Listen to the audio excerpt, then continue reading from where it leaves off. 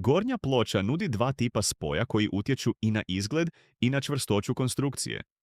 Kad je postavljeno na uvučeno, bočne ploče se izdižu iznad gornje ploče, a gornja ploča uredno upada između njih.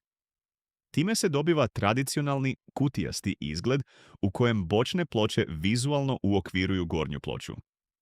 Kad je postavljeno na kontinuirano, gornja ploča leži na bočnim pločama i prelazi ih.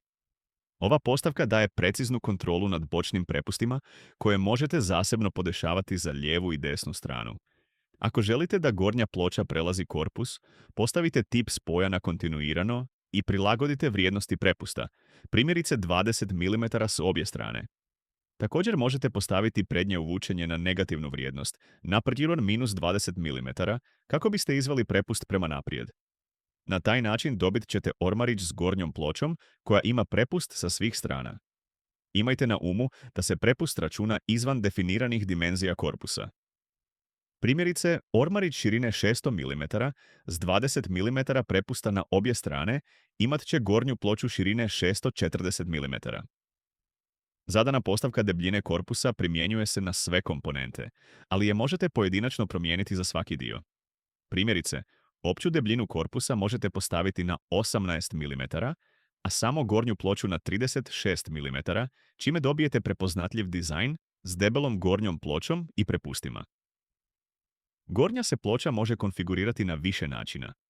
Može pokrivati cijeli korpus kao jedinstvena ploča ili se podijeliti na vezne prečke sprijeda, straga ili na obje strane.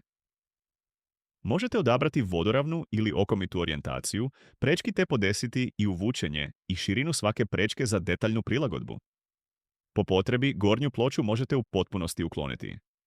Donja ploča ima iste opcije svojstava kao i gornja, što osigurava dosljednu kontrolu dizajna. Isto tako, lijeva i desna bočna ploča slijede isti princip, pa imate potpunu kontrolu nad svakim dijelom konstrukcije ormarića. Ova fleksibilnost u konfiguriranju komponenti omogućuje izradu namještaja prema točnim specifikacijama uz zadržavanje praktičnosti za proizvodnju.